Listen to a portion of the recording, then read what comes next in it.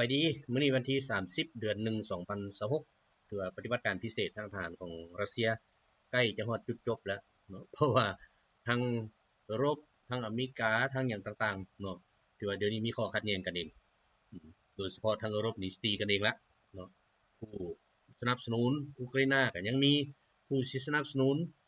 ทางอเมริกาก็ยังมีเพราะว่าพวกนี้เดี๋ยวนี้มันบ่มี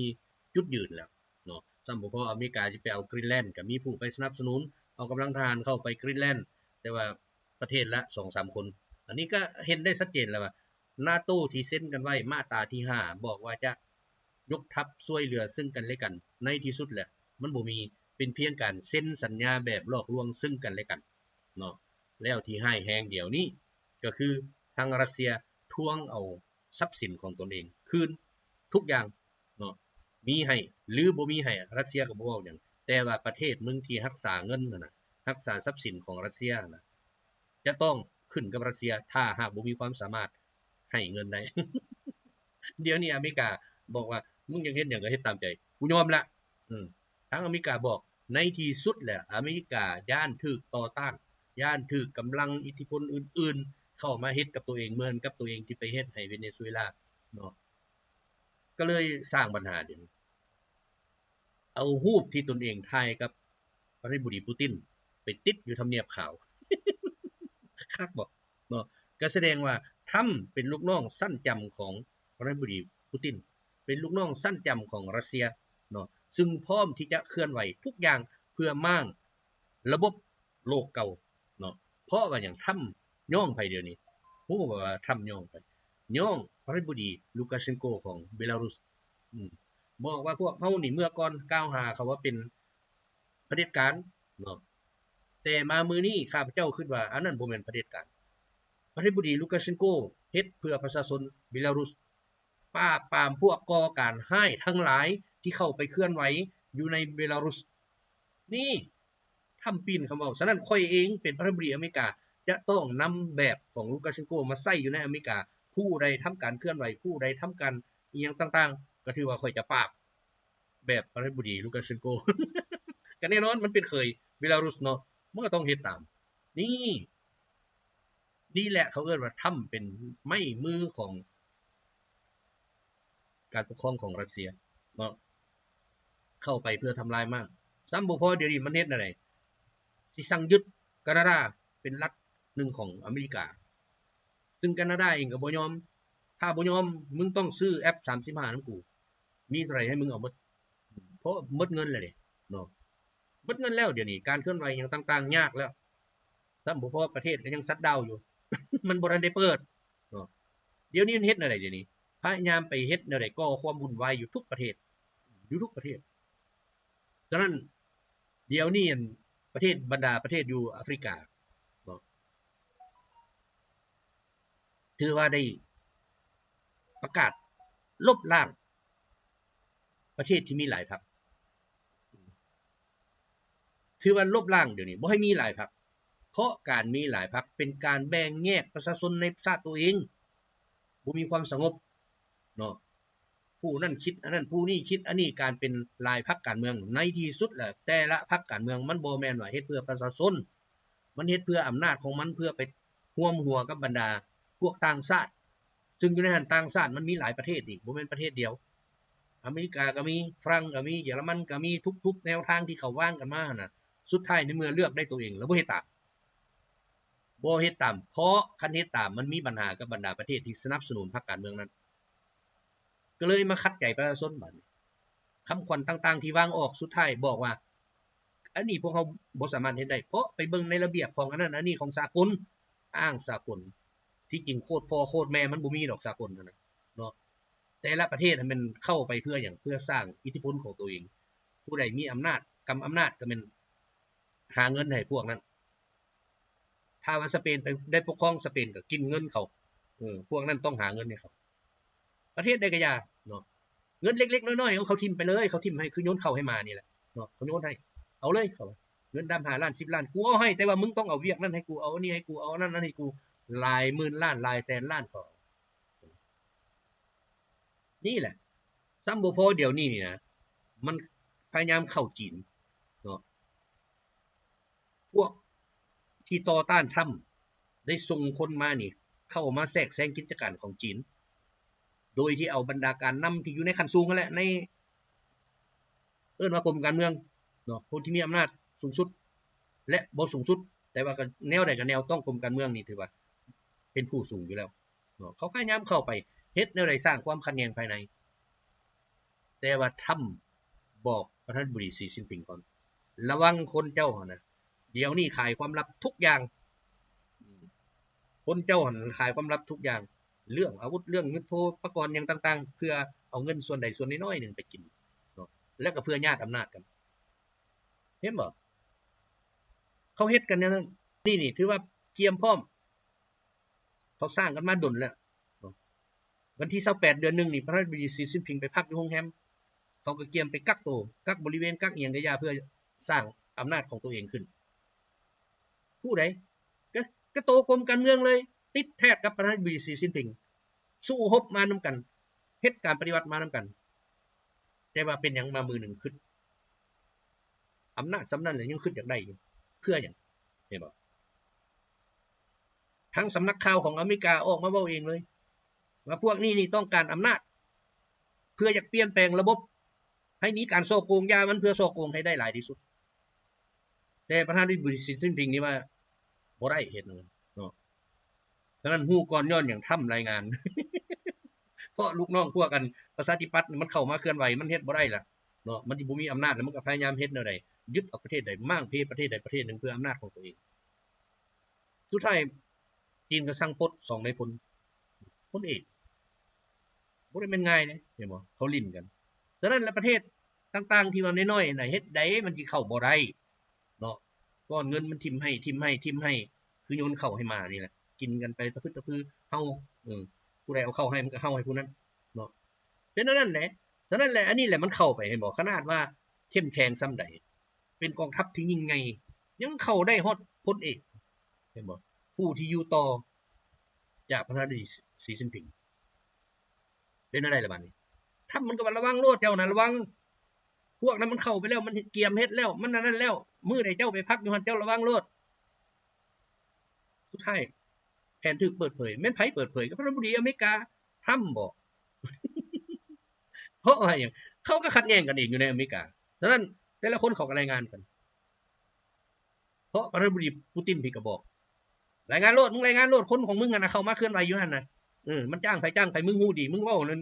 เขาจริงสิเชื่อคันกูเว้านี่เขาว่ากูยู่แย่ทำก็ต่อยนู่นแหละยากหยังเนาะเพราะอยากร่วมมืออยู่แล้วอยากเป็นนั่นเจ้าของอเมริกาอยู่แล้วมันก็ต้องได้เฮ็ดเนาะเฮ็ดเพื่อหยังเพื่อคนล้มอำนาจเก่าระบบเก่าก็คือทำเว้านั่นแหละระบบเก่ามันบ่ดีเป็นระบบที่สร้างความขัดแย้งบ่แม่นแต่นอกประเทศภายในประเทศมันก็สร้างคือกันเดี๋ยวนี้มันก็เริ่มสร้างแล้วเดี๋ยวนี้เนาะเป็นหยังมันหับเซาพยพไปก็ย้อนอยากให้พวกนี้ป่วนเห็นบ่เดี๋ยวนี้มันเริ่มป่วนกันนี่ทำนี่พยายามปราบแต่ว่าเซาพยพมันเข้าไปหลายแล้วหลาย10ล้านแล้วอยู่อเมริกาแล้วมันก็ป่วนเดี๋ยวนี้มึงบ่ป่วนบ่ได้คันซั่นมึงถูกเตะกลับบ้านหรือบ่เขาก็ไปสร้างบ่อนใดบ่อนนึงที่มีการสู้รบก็ส่งมึงนั่นไปเขาก็ป่วนกันแล้วบัดนี้จักผู้ใดสิตายสิหยังอันนี้นะฉะนั้นการเคลื่อนไหวของเขานี่เขาเฮ็ดแนวใดก็เฮ็ดถ้าบ่พอเดี๋ยวนี้เขาไปสร้างประเทศน้อยๆเพื่อขัดแย้งกับจีนนี่แหละมันเป็นหยังจึงสร้างไว้นั่นน่ะก็ย้อนว่ามันฮู้ว่ามันสิเฮ็ดให้จีนนี่มันเกิดมีความขัดแย้งกันมันป่วนคือสมัยโซเวียตสร้างมาจนได้กระบจบผู้ที่ขายสารเพิ่นเห็นบ่ก็ย้อนหยังย้อนเฮานี่เชื่อมั่นกันมันอยากเฮ็ดอะไรก็เฮ็ดในเมื่อมีอำนาจแล้วก็สุดท้ายมาออกกฎหมายให้มันมีอำนาจสูงสุดแล้วมันอยากเฮ็ดหยังมันก็เฮ็ดได้ล่ะแม้แต่ล้มล้างประเทศมันยังเฮ็ดได้แต่ผ่านมากฎหมายฉบับนี้มีบ่มีทุกอย่างก็เป็นพรรคตัดสินออกเสียงประชามติครั้งแน่บ่แม่นเลขาธิการใหญ่พรรคจะเป็นผู้ตัดสินเขาเอากันนั่นแต่มายุคกรบจบนี่บ่ได้เห็นบ่หัวหน้าตัดสินปัญหามันสุดท้ายมันก็ตัดสินเนี่ยประเทศอันนี้มันความคิดของอเมริกาทั้งหมดความคิดของชาติตะวันตกทั้งหมดแต่ว่าสำนักข่าวจีนยังออกบ่ยังบ่ทันออกแต่ว่าสำนักตะวันตกนี่ออกมาหมดแล้วว่าความขัดแย้งอยู่ในจีนนี่อาจจะเกิดรัฐประหารจังซั่นจังซี่มันเว้ามาบอกเว้ามาแต่ดนแล้วแต่ว่าในที่สุดเราก็เห็นเองเนาะเห็นเองเลยฉ ถ้าบ่พอความลับต่างๆที่มีอยู่ในระบบการทหารผู้ใดมันสร้างกองทหารแท้ๆน่ะไปขายความลับให้เขามันก็หมดแหละเจ้ามีหยังอาวุธนั่นมีใดอันใดทันสมัยนั่นใดเว้าไปเบิดเปิดเผยให้หมดความจริงแล้วเห็นบ่รัสเซียก็จับหลายคนก็ย้อนนั้นเปิดเผยบางอย่างบัดอันบุคคลเปิดเผยก็บ่ต้องเปิดเผยฮอดยามมันยิงให้มันเบิ่งโลดเอาไปเว้ามันบ่เห็นแนวสร้างหยังเว้าให้มันฟังโลดมันคือความฝันไปนี่เพราะมันบ่ฮู้เฮ็ดเด้เห็นบ่ในที่สุดบัดยิงให้เบิ่งแล้วอ้อมันเฮ็ดได้แนวใดมาได้แนวใดบาดนี้แหน่อยากซีมบ่เนาะจังได๋รัสเซียมอบให้อิหร่านเฮ็ดเดี๋ยวนี้อเมริกาเว้าว่าสิรุกรานอิหร่านกำหนดมื้อเท่านั้นเท่านี้มันบ่มีแล้วมันบ่กล้าเนาะไปแตะต้องอิหร่านบ่กล้าแต่ว่าเว้าพยายามเฮ็ดแนวใดให้บรรดาลูกน้องเก่าที่ตามืดตามัวที่ถูกลากมาตั้งนะให้มีจิตใจยังอยากเป็นลูกน้องมันอยู่แต่มามื้อนี้เขาทิ่มหมดแล้วเนาะเพราะอย่างในเมื่อตัวเองกวนกันเลยดิกวนกันแล้วก็คูดฮีดกันแล้วบัดนี้เอ้าเดี๋ยวนี้บ่มีหยังก็ถามเอาเงินนำอุกราอินาเท่าไหร่แสนล้านเยอรมันก็อ้าวมึงถามกูก็ถามคือกันกูก็บ่แม่นน้อยล้านเด้ 7-8 หมื่นล้านพุ่นเด้ว่าเดี๋ยวนี้แข่งกันถามเอานี่แล้วถามเอานำไผล่ะถามเอาเซเลนสกี้ก็ว่ากูจ่ายหมดแล้วเฮ็ดสงครามจ่ายเงินพลังงานจ่ายเงินหยังทุกอย่างเอาไปเอามาอย่ากวดกากก็กวดไผมันว่ะเพราะพวกเจ้าก็มีรายได้นำหมดทุกคนขายขี้หน้ากันแล้วได้บาดนี้มึงได้เท่านั้นมึงได้เท่านั้นมึงได้เท่านั้นเว้าไปแล้วได้บาดเห็นบ่นี่แหละความสัมพันธ์ของเขามันอยู่ด้วยเงินอยู่ด้วยกำไรมันบ่แม่นด้วยใจบ่แม่นด้วยความรักแพงบ่แม่นด้วยความสามัคคีมันก็ขายแล้วบัดนี้มื้อนั้นนายพลนั้นมาเอามื้อนี้นายพลนี่มาเอามื้ออันนั้นมันออกเบิดเลยบัดนี้นายกผู้นั้นมานี่เอาเงินคืนเท่านั้นเงินทอนเอ้าสุดท้ายมาเอาไปเอามามันเว้าโลเลมันบ่มีความคิดมันอีหยังต่างๆเอ้าเมื่อก่อนคือว่าฮักกันแท้จักจูบจีบตีนจูบดากจูบหยังจูบกันไปหมดเลยเห็นบ่มามื้อนี้เว้ากันแล้วบัดเซเลนสกี้กับพอเซเลนสกี้ทวงมึงว่ามึงสิช่วยเหลือกูเท่านั้นเท่านี้มาฮอดมื้อนี้มึงเป็นหยังย่านรัสเซียแฮงวะเจรจาอยากเจรจาได้เว้าให้อเมริกาฟังอเมริกาก็ส่งตัวแทนมาเจรจารัสเซียก็บอกมันบ่แม่นค่อยบ่อยากเจรจาค่อยอยากเจรจาแต่ว่าไปถามเซเลนสกี้มันบอกว่าบ่เจมันถามเอาแต่อาวุธคันในเมื่อถามแต่อาวุธแล้วเจ้าสิเรียกร้องหาสันติภาพหาสแต็กหยังนี่เด้คันเจ้าอยากเจรจาเจ้าต้องปิดหมดค่อยบ่รับอาวุธค่อยบ่รับหยังหมดค่อยสิเจรจาก็ต้องได้เว้านั่นอันนี้เจรจาแต่ว่าต้องส่งอาวุธมาให้ค่อยเพื่อให้ตัวเองเข้มแข็งว่าซั่นเพื่อต่อรองการเจรจารัสเซียก็บอกแล้วเด้ว่าการเจรจาต้องเอาเงื่อนไขค่อยทุกอย่างคันบ่ซั่นก็ตีอยู่หั่นแหละเดี๋ยวนี้จับได้นี่บ่แม่นหยังไดทหารอเมริกาทหารอังกฤษทหารฝรั่งทหารเยอรมันทหารอุกรามันหมดแล้วไปเลาะลากเอาอยู่นํตัวเมืองแต่ละบ่อนหั่นน่ะเอารถไปลัดอยู่ไสก็อย่าว่าแต่เห็นผู้ชายไล่เอาโลดแนวใดมันสิชนะคันทหารอุกราอินาออกมายอมผู้อยู่ทางหลังยิงทิ่มมันเป็นนั่นเขาบ่ได้ปล่อยให้ออกไปยอมเดี๋ยวนี้ยิงทิ่มเพราะว่าพวกที่มารบส่วนหลายมันบ่แม่นคนอุกราอินามันเป็นคนตะวันตกทั้งหมดมันบ่แม่นว่าทหารรับจ้างนี่ทหารแท้ๆนี่แหละได้การฝึกอบรมคักแน่มียศมีชั้นต่างแต่บ่ติดซื่อๆเอ้า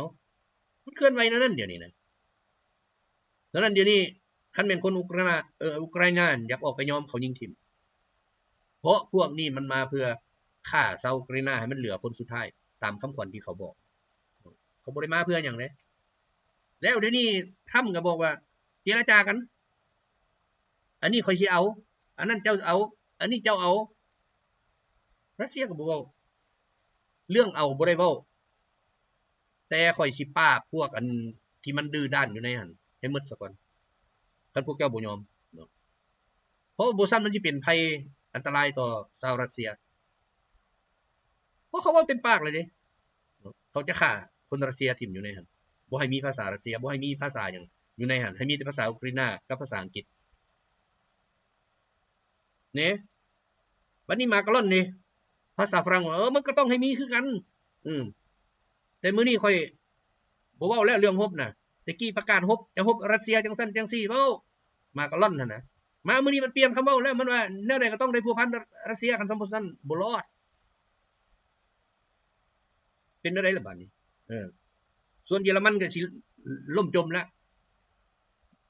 บอกรัสเซียพร้อมบัดนี้ผู้ทำลายท่อก๊าซบ่แม่นไผเบิดแม่นทหารอุกราอินาเอาละเด้บาดนี้เปิดเผยกันเองละเด้บัดฉะนั้นอุกราอินาต้องใช้ค่าการสร้างท่อไปเยอรมันนั้นเท่าไหร่ล่ะ 2-3 หมื่นล้านเอานี่มันเปิดเผยออกมาเห็นท่าแท้ของพวกจักรพรรดิตะวันตกมันเปิดออกมาแล้วเดี๋ยวนี้สร้างเรื่องอย่างขึ้นมาคือกันสร้างขึ้นบรรดาเรื่องต่างๆแต่บ่มีไผครับมันบ่มีหยังสนองคืนนั่นเรื่องที่เขาสร้างบ่มีแล้วซ้ำบ่พอทำหมดเงินแล้วเดี๋ยวนี้บอกว่าค่อยจะประกาศขายมาดูโร ประกาศขายไปล้มกับประธานาธิบดีปูติน1,000 ล้านเพราะว่าค่อยเฮ็ดปฏิบัติการนี้หมด1,000 ล้านฉะนั้นค่อยสิเอา1,000 ล้านแล้วมอบมาดูโรให้เจ้ามาจีนก็บอกอีกให้จีนนี่เอา1,000 ล้านให้แล้วสิมอบมาดูโรให้ทั้ง2พี่บึ้มนี่ก็บอกเลยค่อยบ่ได้อยากได้พวกเจ้าเฮ็ดพวกเจ้าต้องรับผิดชอบเองเจ้าสิหมด1,000 ล้าน 2,000 ล้านเรื่องของเจ้าเจ้าไปสร้างเรื่องที่บ่ถูกต้องตามกฎหมายของสากลเนาะเจ้าเฮ็ดด้วยความคิดของตัวเองเดี๋ยวนี้บอกให้อิหร่านต้องหยุดเซาโครงการอันนั้นอันนี้อิหร่านก็บอกค่อยบ่หยุดเซามันผิดหัวไปเพราะค่อยบ่ได้มีในสัญญากับพวกเจ้าบ่มีเพื่อสิพัฒนามีปัญญาแล้วเข้ามาโลดเฮือขี้เมียงก็แล่นไปแล้วไปฮอดจุดใดจุดหนึ่งมาหยุดเพราะอิหร่านสามารถทำลายแม้แต่อิสราเอลที่อยู่ห่างกัน 2,000 กว่ากิโลยังทำลายได้แล้วอันเฮือนั่นนะยนต์มันบินได้ไกลสุดก็ประมาณ 2-3,000 กิโลกลับคืนบ่ฮอดเฮือแล้วมันสิกล้าบินเหรอ F-35 บินได้เท่าไหร่ 2,000 กว่ากิโลถ้ามึงจอดอยู่ 2,000 กว่ามึงบินมาไม่ทิ่มระเบิดแล้วก็ตกมันสิมีแรงกลับคืนได้ซั่นบัดสิเอายนต์ไปเติมน้ำมันเจาะอันบินอยู่น่านฟ้ามันสิเหลือวะแต่ว่าคันของอิหร่านไปนี่อย่าเด้เพราะว่ายบขของอิหร่านบินไปได้ฮอด 3-4,000 กิโลแล้วเฮือเจ้าจอดอยู่ 2,500 มันสิมีหยังเหลือบ่มีหยังเหลือบ่ทันได้เว้าเรื่องอาวุธความไวเหนือเสียงเถื่อบ่ทันเว้าฮอดเฉพาะยบขนี่ไปก็เหลือเฟือแล้วเพราะระบบต่อต้านอากาศของอเมริกานะมันบ่มีความหมายแล้ว Patriot ได้ดีที่สุดสมรรถภาพสูงที่สุดเฮ็ดหยังบ่ได้บ่ทันเว้าประเภทอื่นเนาะมันเฮ็ดหยังบ่ได้แล้วรับมือบ่ได้แล้วซ้ำบ่พอคือข้าพเจ้าเคยเว้าPatriot มันตั้งมุมได้มุม36-40 องศาเท่านี้ถ้าว่ายบขมันมาแล้วมันซักลงดิซั่นสิเอาหยังปกป้องบ่มีหรือบ่ลูกจรวดยิงขึ้น50 กิโลมันปักลงมันก็บ่มีหยังต้านได้ยิงออกไปนะขนาดยิงออกไปมันบ่มีหยังมันก็กลับคืนมาหาตัวเองทำลายตัวเองพลาดคือกันมันเฮ็ดหยังบ่ได้ดอกแม้แต่กระทรวงการต่างชาติของอเมริกามันก็ยังเว้าเองแล้วเฮาบ่มีอาวุธชนิดใดที่จะรับมือกับระบบลูกจรวดความไวเหนือเสียงได้แต่บรรดาเฮ็ดมาทั้งหลายยังเชื่ออยู่คันมันเฮ็ดได้มันเฮ็ดแล้วคืออิรักนั่นบุกไปแล้วปล่อยเราตั้งลงแล้วเอายนต์ไปทิ่มใส่แล้วอันนี้มันบ่กล้าเลยนะได้แต่คำเว้าซื่อๆบ่กล้าถ้าสิเอาลูกระเบิดปรมาณูไปทิ่มก็ต้องใส่ B52 B52 บินได้จักลักบ่เกิน30พอออกไปหากายให้มันตายหมดแล้วเนาะนักบินนั่นเป็นนั้นตอนนั้นมันบ่มีหยังแล้วเดี๋ยวนี้บ่มีหยังแล้วมีแต่สิเข้ามาร่วมมือเท่านั้นสิ่งที่มันเฮ็ดได้แต่ว่าการสิเข้ามาร่วมมือนี่ถูกแฮงต่อต้านทั้งอเมริกาเองเพราะว่าอีกฝ่ายนึงบ่ยอมถ้าบ่ยอมก็เกิดแฮงต่อต้านถ้าต่อต้านมันก็ปะทะกันบัดนี้ตีกันจนเกิดสงครามกลางเมืองขึ้น เนาะเดี๋ยวนี้ก็เกิดแล้วเดี๋ยวนี้ยิงกันละฉะนั้นพวกเฮ็ดมามันอยากอยู่อยากมาเรื่องของมันคนดำ 4,000 มันสิมีความหมายหยังเนาะคันมาอยู่ดีใครแล้วบ่จังได๋มามันเป็นหัวไม้หัวมือเข้าไปหั่นเข้าไปนี่ตามดีมีพี่น้องไปหาพี่น้องนั่นแหละเฮ็ดอันนั้นเฮ็ดอันนี้มันก็เป็นแล้วนะฉะนั้นแหละเดี๋ยวนี้นี่นะเศรษฐกิจทุกอย่างของตะวันตกมันเห็นกันหมดแล้วมันขึ้นกับไผขึ้นกับไผสุดท้ายมาเบิ่งทุกอย่างเลยขึ้นกับรัสเซียเกือบทุกอย่างเลยพลังงานก็ขึ้นกับรัสเซียถ้าบ่มีก๊าซเข้าไปป้อนพลังงานที่ถึกๆนี่นะมันก็ล่มมาเลยล้มกันมาแล้วเดี๋ยวนี้เนาะธนาคารก็ปิดไปล่มละลายเบิ่งเอากฎหมายล่มละลายมันสิล่มได้จักอันเพราะธนาคารคือหยังธนาคารคือบ่อนที่เอาเงินผู้นั้นผู้นี้มาแล้วก็ปล่อยออกให้เขากู้เดี๋ยวนี้อยู่อเมริกาก็มีปัญหาหมดแหละเพราะเมื่อก่อนนี่คิดว่าธนาคารนี่ธุรกิจธนาคารนี่สิได้กำไรสูงได้แท้ในช่วงที่เศรษฐกิจเจ้าขยายตัวได้เพราะทุกคนมีเงินทุกคนสามารถกู้ยืมได้ทุกคนสามารถติดหนี้ได้สามารถเฮ็ดหยังได้มันเลยเกิดแฮงผลักดันให้คนนั้นไปกู้ในเมื่อปล่อยกู้หลายธนาคารก็คันมีคนจ่ายมันก็มีเงินแต่มามื้อนึงเศรษฐกิจถดถอยคันเมื่อเศรษฐกิจถดถอยเป็นจังได๋บัดคนที่กู้ไป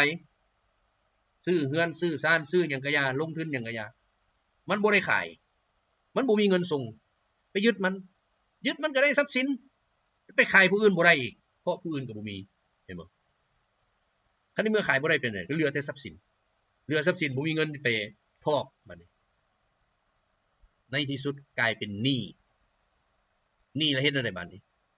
ล่มละลายมีอยู่ทรัพย์สินแต่ว่าไผบ่ต้องการแต่กี้เรือนหลังนึงสมมุติว่า $500,000 มามื้อนี้มันมีมูลค่าแต่ $50,000 แล้วไผสิอยากได้บัดนี้ไผก็บ่กล้าเสี่ยงซื้อเพราะว่าคันซื้อไปแล้วมื้อหน้ามันลงมา 10,000 เด้ตายบ่ตายฉะนั้นธนาคารหลายธนาคารปิดตู้อยู่ย้อนหยังก็ย้อนมีปัญหาเศรษฐกิจเกิดจากหยังเกิดจากหัวเขาเองหั่นอยากฆ่าเพิ่นโตตายอันนี้แหละภาษิตลาวเคยเว้าไว้เมื่อก่อนนั้นพากันอันใดก็ว่ารัสเซียนี่ขึ้นกับตัวเองด้านการเงินด้านหยังต่างๆเฮ็ดสุดท้ายยึดทรัพย์ก็ใส่บ่ได้เนาะมันก็บ่มีหยังแล้วบัดนี้ถ้าในเมื่อเจ้ายึดทรัพย์เดี๋ยวนี้เจ้าอยากห้องขอเพื่อให้เกิดการร่วมมือกันขึ้นรัสเซียก็บอกคนเดียวมาตรการความบาดพวกเจ้ายังบ่ได้ยกเลิกหยังเลยแล้วสิไปร่วมหยังเอาอันใดมาร่วมในข้อใดและอีกอย่างพวกเจ้าเป็นคนหน้าไว้หลังลอกแนวนี้ค่อยจะบ่ร่วมมือนี่คำตอบรัฐมนตรีลักรบยังออกมาเว้าเลยรัสเซียจะร่วมมือได้ก็ต่อเมื่อพวกเจ้ามีการเลือกตั้งใหม่ทั้งหมดเปลี่ยนอำนาจตัวเก่านี่ทิ่มหมดคันบ่เปลี่ยนหมดแล้วมันเซาเพราะพวกนี้มันพวกหน้าไว้หลังลอกหมดนี่เดี๋ยวนี้พรรคฝ่ายค้านพากันได้เสียงถ้ามีการเลือกตั้งถ้าบ่มีการเลือกตั้งก็แล้วไปอันนั้นแหละแต่มันมีปัญหาบ่ในบัดนี้ปัญหาบ่ว่าการจะพัฒนาเศรษฐกิจในขั้นต่อไปของบรรดาประเทศดังกล่าวประเทศตะวันตกมันบ่มีอันสิเข้ามาบัดนี้มีแต่อันออกไปแม่นอยู่ตะกี้จะมีเงินหลายๆมื้อนี้จ่ายไปซัมบ่พอมูลค่าของเงินน่ะลดลงเพราะเจ้าคุ้มครองบ่ได้นี่พลังงานก็ขึ้นอันนี้ก็ทีบขึ้นในที่สุดแหละสิไปถามเอาคำคืนก็บ่ได้เอาเยอรมันกับฝากคำอยู่นำอเมริกาไปถามอเมริกาก็ว่าอ้าวมันกูบ่ฮู้แล้วส่งคืนกับส่งคำปลอมให้เขาแทนที่สิได้100 โล100 ต้นได้แต่50 ต้นเพราะมันเอาอันขี้ใส่อยู่ในให้มันฮอดอันนี้เขาเอิ้นฉะนั้นบ่มีประเทศใดสิจะได้คำคืนจากอเมริกาบ่มีแต่มันพิมพ์เจี้ยออกให้ ใส่ไปโลดมื้อใดกูบ่อยากใส่กูก็บอกว่าผลิตปีนั้นยกเลิกเจ้าก็จบเลยเนาะจบโลดเพราะเขาบ่ได้มีสัจจะเขาเห็นเงินอยู่ประเทศใดหลายๆนะเขาพยายามเฮ็ดอะไรบ่เอานำฉะนั้นเวียดนามอยู่นี่ถูกบ่ถูกแล้วดุลการค้าขายกับอเมริกาถูกแสนกว่าล้านที่เป็นกำไรของเวียดนามมันก็บอกว่าเงินตัวนี้ค่อยบ่ส่งเจ้าต้องซื้อยนต์ซื้อ Boeing ซื้อ F16 F35 ยังเว้าไปให้มันจุ๊บ180,000 ล้านแล้วใครอยากได้ล่ะบัดก็ของค้าขายกันก็อยากได้เงินมาสร้างมาพัฒนาเศรษฐกิจใครสิเอาอาวุธตายๆนั่น F35 มันถือราดาร์รัสเซียนี่ไปต้องอิเล็กทรอนิกส์ซื่อแล้วเลยบ่มีทีมเลยไปทางอีเตือกเลยลงมหาสมุทรก็ลงทะเลทรายก็ลงไปทางใดก็ลงละบาดเนาะเป็นนั้นเพิ่นว่าทันสมัยบัดสุดท้ายที่เขาจับขึ้นมันได้เขาตัดขึ้นทิ่มแล้วก็แล้วไปทางใดบ่เป็นนักบินก็บันซาบ่ได้มันทันสมัยโพดเนาะเดี๋ยวนี้เจ้าขายบัดตะกี้ว่าโอ้ยบ่ต้องค่อยบ่ขายเทคโนโลยีใหม่จังซั่นจังซี่บ่ขายคันขายก็100ปลายล้าน200ล้านค่อยจึงสิขายมามื้อนี้มาเจ้าขายคันละ30ล้านยังบ่มีผู้ซื้อเป็นนั้นถ้าอยากเอาไปใส่โลด F35 มันบ่โทอันน่ะยักษ์38ของรัสเซียสมัยตะกี้ของโซเวียตของมันแกะแบบตัวนั้นมาฉะนั้นแหละฉะนั้นแหละนี่แหละเขาเอิ้นว่าปฏิบัติการพิเศษมันเฮ็ดให้ตะวันตกเบิดแล้วเนาะเว้าอีกทีนึงวันที่26เดือน2 2026นี่น่ะมันประกาศหยุดมันเขายอมหมดทุกสภาพเงื่อนไขล่ะเพราะไปบ่รอดอยู่ฝรั่งเดี๋ยวนี้ตีกันยังบ่เซานี่บึดระบุกห้องการของพวกดับเพลิงบึดระบุกห้องการตำรวจบึดระบุกห้องการนั้นห้องการนี้มันคนมันสิตายเลยมันเฮ็ดอะไรมันสู้ตายเขาเอิ้นหิวก็หิวดิปุ้นกินแล้วเดี๋ยวนี้ไล่ฆ่าไล่ฟันกันอยู่เดี๋ยวนี้อยู่ได้ก็อยู่ไปเนาะไผว่ามันสุขทุกอันสุขสบายแล้วก็อยู่ไปบ่ว่าหยังเพราะว่าพวกเจ้ามักนั่นเด้เนาะก็อยู่ไปโลดหลายคนมาลาวนี่บ่อยากกลับคืนย้อนว่าเห็นสภาพอยู่พุ่นมันยุ่งมันยากมันบ่คือเก่าแล้วอันนี้แหละจังได๋ทุกอย่างก็ได้เรียนคิวซื้อคือสมัยโซเวียตตะกี้ที่เขาเฮ็ดเศรษฐกิจอันล่มนั่นแหละเพราะว่าหยังเขาคิดไล่จบเจือแล้วเศรษฐกิจมันต้องเดินเคลื่อนด้วยความไวและเวลาต้องถูกต้องการขนส่งทางรถไฟจากรัฐนี้ไปรัฐนั้นต้องใช้เวลา7วันซัดไปคว่ำรถไฟเขาเห็นบ่บ่เคยมีอยู่ในประวัติศาสตร์ไปปีนรถไฟการค้าปีนรถไฟขนส่งแทนที่เครื่องมันสิไปฮอดอาทิตย์นึงมันก็เป็นเดือนก็บ่ฮอดแล้วบัดนี้เนาะมันต้องได้ใช้อันใหม่นี่แหละเขาเอิ้นว่าการสร้างความล้มเหลวด้านเศรษฐกิจเทียมรัสเซียฮู้ดีอันนี้ฉะนั้นเดี๋ยวนี้รัสเซียเฮ็ดคืนมึงรอดมึงก็รอดมึงบ่รอดมึงก็คิดว่าบ่รอดมันไปบ่ได้แล้วเดี๋ยวนี้บ่แม่นว่าบ่รอดมันไปบ่ได้แล้วมันหมดท่าแล้วคันว่าสิสู้รบกับรัสเซียประกาศกันเป้งเดี๋ยวนี้หั่นพากันยอมหมดแล้วยักษ์หัวล้านเมตรก็ยอมแล้วมากลั่นก็ยอมแล้วแล้วเป็นไผอีกสิแข็งคอก็ยังแต่พวกบัลติกอันพวกบ่มีอีหยังหั่นเนาะซึ่งมีพลเมืองบ่ฮอด5ล้านอยู่ในหั่น2ล้าน5พากันไปเซ็ตห้องน้ำอยู่ในยุโรปบ่ได้ไปเฮ็ดหยังเด้เซ็ตห้องน้ำอาชีพที่ดีที่สุดที่เขาส่งเงินกันมาให้กูมื้ออุตสาหกรรมของตัวเองผลิตอิเล็กทรอนิกส์ผลิตรถผลิตหยังต่างๆทำลายที่หมดรัสเซียก็จนบอกเงินอยู่สู่น่ะก็เป็นทำลายแม่คันว่าบ่มักคอมมิวนิสต์ทำลายเองโลดบ่ต้องอยู่อันใดของคอมมิวนิสต์นั่นน่ะคันพวกเจ้าพากันเว้านั่นน่ะทำลายทิ่มโลดบ่ต้องอยู่สร้างใหม่เดี๋ยวนี้ประชาชนเขาเริ่มเข้าใจแล้วเริ่มเข้าใจแล้วเขาบอกว่าบ่แม่นว่าหมดทุกคนสิไปเป็นนั่นฝ่ายตะวันตกหรอกอยู่ในหันเกือบ 50-60% ก็ยังเป็นฝ่าย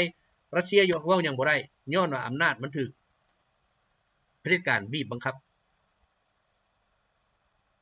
มาเดี๋ยวนี้การบีบบังคับของเผด็จการมันบีบบ่ได้แล้วเดี๋ยวนี้น่ะ ราะว่าผู้สิหนุนทั้งหลายมันสิตายแล้วอเมริกาก็เพราะอเมริกาเยอรมันก็เพราะเยอรมันอังกฤษก็เพราะอังกฤษบ่พากันนับถือกฎระเบียบของโลกเลยเดี๋ยวนี้บ่มีแล้วกฎระเบียบโลกตั้งกันไว้ซื่อๆแต่ว่าคันประเทศน้อยประเทศนี้โอ้เอาจริงเอาจังนะมาตรการนี้ความบาดมาตรการนี้อันนั้นอันนี้เป็นอะไรล่ะบัดนี้รัสเซียกับจีนประกาศเลยเดี๋ยวนี้บ่ใส่ดอลลาร์นี่ในการซื้อขายอินเดียก็เข้ามาอีกบัดนี้ในการซื้อขายน้ำมันนี่ก็ต้องบ่เอาดอลลาร์อีกในเมื่ออินเดียเข้ามาพวกชาติอาหรับก็เข้ามาคือกันบัดนี้เพราะว่าการค้าขายเสื้อพลังงานนี่มันมานี่หมดแหละเขาต้องใช้เงินหยวนเงินรูเบิลเงินนั่นน่ะรูปีเงินต่างๆกันแหละของชาติสมาชิกอันบริตเนาะมันเป็นอันนั้นเดี๋ยวนี้ฉะนั้นแล้วมันก็เริ่มมาฮอดยามแล้วบัดนี้การค้าขายคือว่าทรัพยากรธรรมชาติแม่นอยู่ในกลุ่มบริตเกือบหมดกลุ่ม G7 มีหยังบ่มีหยังเลยเห็นบ่แม้แต่ปุ๋ย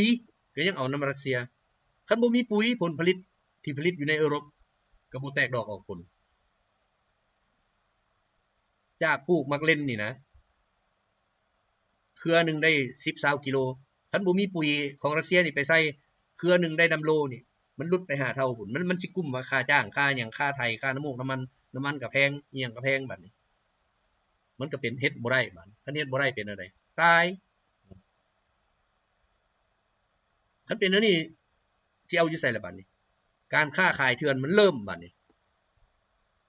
เถื่อนเริ่มเพราะมันบ่มีบ่อนเอาล่ะเด้ผู้ใดไปเอาอยู่ไสได้มันก็เอามาขายเถื่อนแล้วสิจับให้ล่ะบัดนี้จับมันเถื่อนหมดทั่วประเทศนั่นจังได๋ตายตีกันญาติอำนาจกันบัดผู้ใดก็อ้างว่าคันค่อยมานี่ได้จากพวกพันธรัสเซียยังออกคำเว้าอยู่นี่บัดนี้เพื่อหยังเพื่อแก้ไขปัญหาเศรษฐกิจแล้วพวกเก่าว่าได๋รัสเซียคือศัตรูรัสเซียคือฝ่ายตรงกันข้ามที่พวกเขาจะต้องกำจัดมามื้อนี้เว้าได้บ่ได้อยากมาหัวมือเองรัสเซียบ่ได้เพราะพวกเจ้าเป็นผู้เซ็นการความบ้านพวกเจ้าเซ็นมันบ่แม่นผู้อื่นเซ็นเป็นอันนี้ได้บาดนี้เนาะบัดนี้เฮามาเบิ่งนี่บ่ช่วงนึงเขาปั่นป่วนท้ายเดือนนี้เนาะ28 29 30ก็ถือว่าเขาป่วนเรื่องราคาของวัตถุโลหะถือว่าใน2มื้อเท่านั้นนะคำเปลี่ยนแปลงจาก 5,600 ลงมาอยู่ 4,000 เดี๋ยวนี้ขึ้นหน่อยนึง3มื้อราคาเปลี่ยนแปลงอยู่ที่ 1,600 เบิ่งเอาเป็นหยังเขาจึงป่วนเพราะว่ารัสเซียกับจีนอินเดียหรืออย่างต่างๆนี่ที่จะมาค้าขายในหัวหน่วยของเงินบริตนี่เขาจะใส่หัวหน่วย1ยูนิตของบริตนี่ซื้อหยังได้แดซึ่งเขาเอาคำนี้คำประกันไว้ในการซื้อขายกันบาดนี้อเมริกามันเงินดอลลาร์มันบ่มีค่าเลยมันก็พยายามเฮ็ดอะไร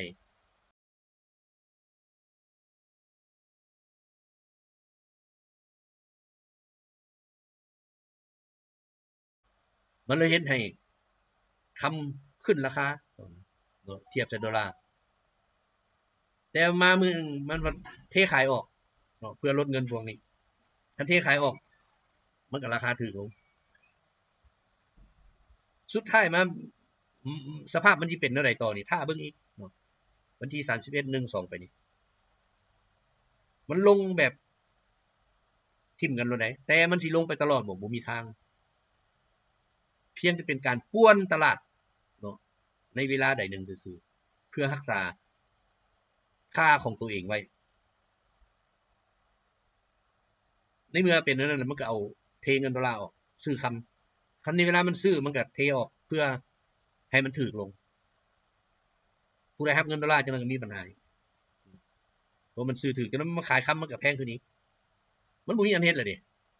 คันสิมาอาศัยทั้งรัสเซียจีนกับพวกอันกลุ่มบริตนี่เขาก็มาใช้เงินของเขาล่ะเขาบ่เอาล่ะแล้วมันก็จำเป็นแหละบัดนี้อยากซื้อคำไว้เจ้าต้องได้เอาราคาลงเทเงินดอลลาร์ทิ่มเจ้าก็ซื้อ ถือว่าการป้วนตัวนี้นี่นะมันพยายามอยากซื้อคำมันก็ต้องราคามันก็ต้องขึ้นเนาะคำขาดนี่คำมันบ่มีหลายนี่เนาะฉะนั้นเวลาซื้อมาแล้วพัดอยากได้เงินเขาท่านอยากได้เงินเขาจะต้องได้ขายคำพัดอยู่ในราคาของเขาราคาของเขาเทียบเซดอลลาร์กันถูกเท่านั้นจาก 5,600 มันเหลือ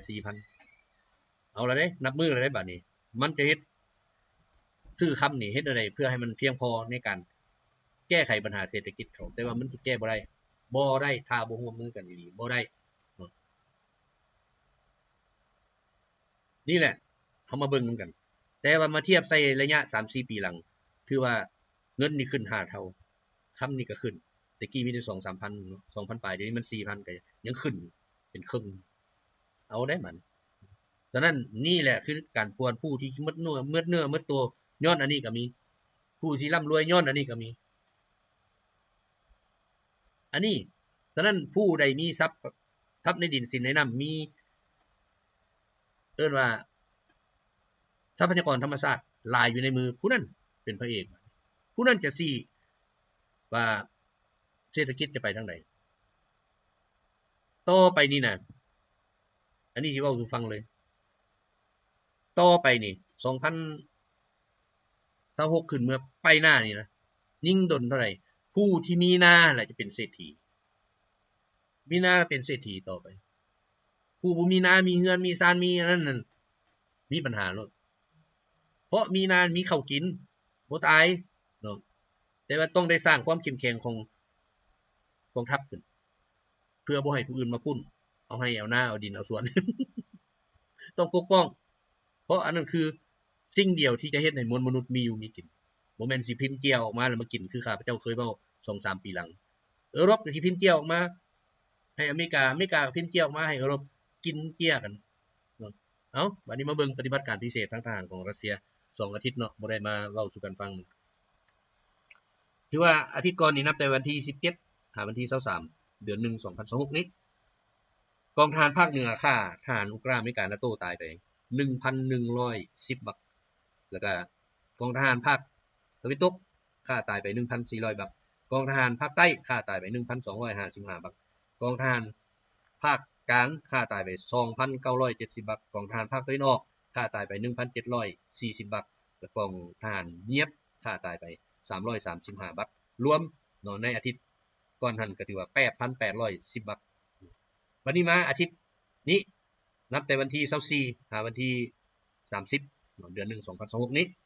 กองทหารภาคเหนือฆ่าตายไปทั้งหมด950 บักกองทหารภาคตะวันตกฆ่าตายไป 1,300 บักกองทหารภาคใต้ฆ่าตายไป 1,020 บักกองทหารภาคกลางฆ่าตายไป 2,680 บักและกองทหารภาคตะวันออกฆ่าตายไป 2,315 บักกองทหารเงียบฆ่าตายไป315 บักรวมเนาะในอาทิตย์นี้นี่ถือว่า 8,580 บักรวม2อาทิตย์ใส่กันนี่ 17,390 บักตัวเลขบ่ได้น้อยเนาะบ่ได้น้อยคันเทียบใส่บางประเทศนี่ซ้ำนี้นี่เอิ้นว่า4ของพลใน2อาทิตย์เท่านั้นดับศูนย์ไป4ของพลอันนี้บ่ทันได้เว้าเรื่องเทคนิคพาหนะเทคนิคหยังต่างๆบ่ได้เว้าเรื่องอาวุธยุทโธปกรณ์เป็นนั้นฉะนั้นเดี๋ยวนี้เขาส่งหยังมาผ่านชายแดนโปรยมาปั๊บรัสเซียก็เฮ็ดเลยบ่ให้มันรอดจักโยบคจักอีหยังแล้วเดี๋ยวนี้โยบครัสเซียเฮ็ดออกมายาราน5นี่นะบินฮอด 2-3,000 กิโลแล้วเอาไปบนใดก็ได้เนาะ